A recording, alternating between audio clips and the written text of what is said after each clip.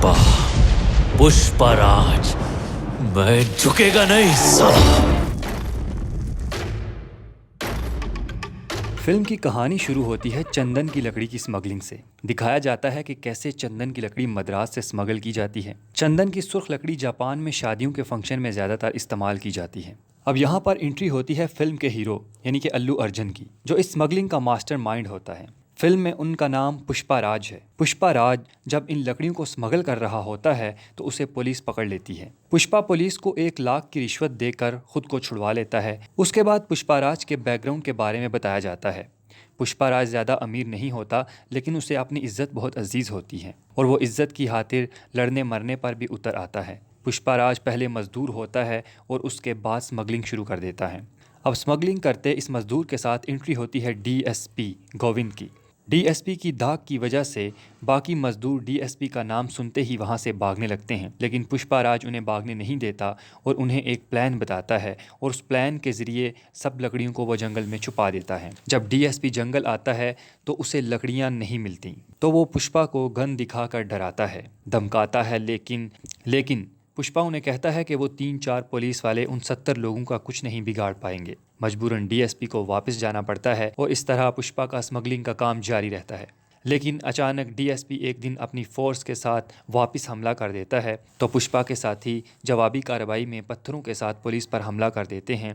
इस असना में पुष्पाराज को मौका मिलता है उस ट्रक को लेकर फरार होने का जिसमें चंदन की सुर्ख लकड़ी मौजूद होती है। पुष्पा पुलिस से बचकर पूरे ट्रक को छुपा देता है। पुलिस वाले उसे गिरफ्तार कर लेते हैं और उसे काफ़ी मारते हैं, लेकिन वो ट्रक के बारे में कुछ नहीं बताता।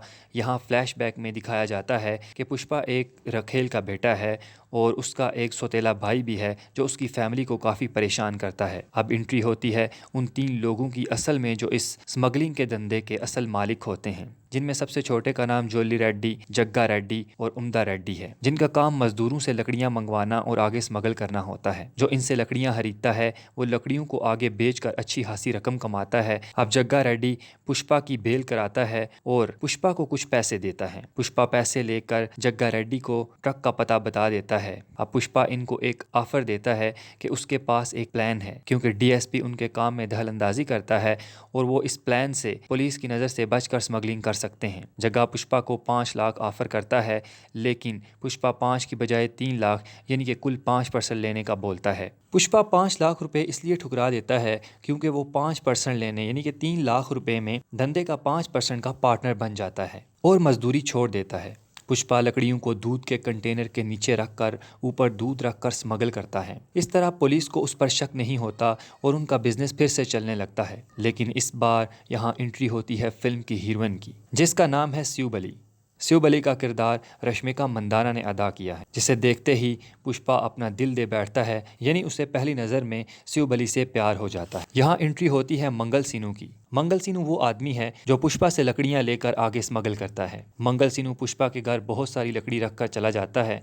मंगल ऐसा इसलिए करता है क्योंकि उसके गोदाम में छापा पड़ता है और वो लकड़ी यहाँ छोड़ देता है और कुंडा रेड्डी इसकी जिम्मेदारी पुष्पा को दे देता है। पुष्पा बिजनेस अच्छा खासा चला रहा होता है कि उनके 2 आदमियों को पुलिस पकड़ लेती है, जिनमें से एक हीरोइन का वालिद होता है। जब पुलिस दोनों का रिमांड लेती है तो वो सब कुछ बता देते हैं कि लकड़ियाँ कहाँ हैं और किसने उन्हें छुपाया है। लेकिन डीएसपी की टीम के वहां पहुंचने से पहले पुष्पा लकड़ियां एक नदी में बहा देता है और आगे डैम बंद करके लकड़ियां रिसीव करने का बोलता है। पुष्पा के आदमी आखिरी सेकंड में डैम बंद करके लकड़ियां बचा लेते हैं और यहाँ दूसरी तरफ पुलिस वालों को यहाँ पहुंचने पर कुछ भी नहीं मिलता। अब इस खुशी में एक सक्सेस पार्टी होती है जहाँ मंगल सीनू के लोग भी आए होते हैं और वो आपस में बात कर रहे होते हैं कि मंगल सीनू इन लोगों को कब से धोखा दे रहा होता है।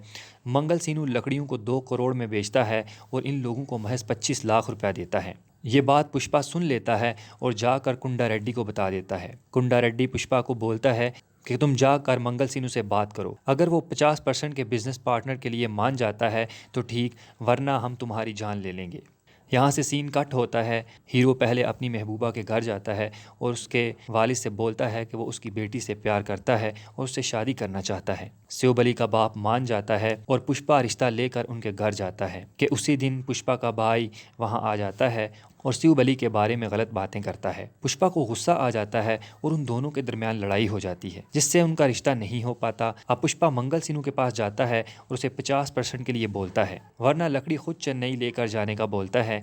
ये सुनते ही मंगल सीनू के आदमी पुष्पा पर हमला कर देते हैं। पुष्पा इन सब से लड़ जाता है और किसी न किसी तरीके उन्हें मार कर वहाँ से चला जाता है और डायरेक्ट चेन्नई चला जाता है उस व्यापारी के पास जो इनसे लकड़ियां खरीदता होता है। पुष्पा व्यापारी से 3 करोड़ की डील डन करता है। इससे पहले कि उसे 3 करोड़ मिलें, वो व्यापारी कुंडा रेड्डी को फ़ोन करके बता देता है। अब कुंडा रेड्डी को सख्त गुस्सा आता है कि पहले पुष्पा को सिर्फ 5% मिलता था, अब उसे 50% मिलेगा। इस दौरान कुंडा रेड्डी का छोटा भाई 2 आदमियों को पकड़ता है और उनमें से एक को मार देता है। यहाँ दूसरी तरफ एक आदमी शिव बली के घर जाता है और बोलता है कि शिव बली के साथ एक रात गुजारना चाहता है। अगर वो ऐसा नहीं करेगी तो उसके बाप को मार दिया जाएगा। शिव बली पुष्पा के पास आती है। पहले तो पुष्पा उसे कुछ भाव दिखाता है, लेकिन फिर अपनी हीरोइन को बचा लेता है। अब पुष्पा अपने दोस्त के साथ चोरी की बात कर रहा होता है कि कुंडा रेड्डी वहां आ जाता है। कुंडा रेड्डी उस वक्त तो पुष्पा को कुछ नहीं बोलता, क्योंकि पुष्पा के पास लकड़ी के सारे पैसे मौजूद होते हैं, लेकिन वो प्लान बनाता है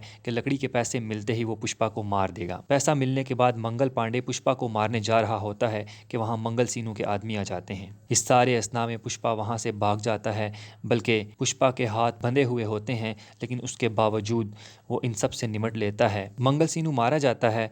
अब पुष्पा इन सब मामलात के करता धरता यानी कि MNA के पास जाता है और उसे सब कुछ बता देता है। अब उसके बाद कुछ साल गुजरने के बाद दिखाया जाता है कि पुष्पा कैसे इस धंधे का राजा बन चुका है और MNA भी MNA से CM बन चुका है। DSP गोविंद को यहाँ से ट्रांसफर कर दिया जाता है और उसकी जगह नया DSP आता है, जिसका नाम होता है सहावत सिंह। कुछ दिनों बाद पुष्पा और शिव बली की शादी होने वाली होती है और पुष्पा अपनी शादी का कार्ड सहावत सिंह को देने जाता है और काफ़ी रूटली बात करता है। इस पर सहावत को बहुत गुस्सा आता है और वो पुष्पा को नाजायज़ बोलता है, लेकिन पुष्पा उस वक्त उसे कुछ नहीं बोलता, क्योंकि वो कहता है कि उसकी माँ इस वक्त बहुत खुश है क्योंकि उसके बेटे की शादी होने वाली है। यहाँ पुष्पा DSP सहावत को बोलता है अब उसकी शादी हो जाएगी और अब वो उसे कुछ भी नहीं देगा और काफ़ी बुरा भला कहता है। उसके बाद दिखाया जाता है कि पुष्पा की शादी हो जाती है और दूसरी तरफ सहावत बदले की आग में जल रहा होता है। यहाँ 3 लोग पुष्पा के मुकाबले में बच जाते हैं, एक मंगल सीनू, सहावत और जोली रेड्डी। तो ये थी पार्ट 1 की स्टोरी। पार्ट 1 की एंडिंग काफी जबरदस्त सस्पेंस के साथ खत्म होती है और कई सारे सवालात छोड़ जाती है कि आखिर कैसे सहावत पुष्पा से बदला लेगा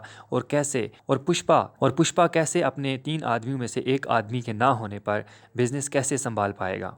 मैं झुकेगा नहीं।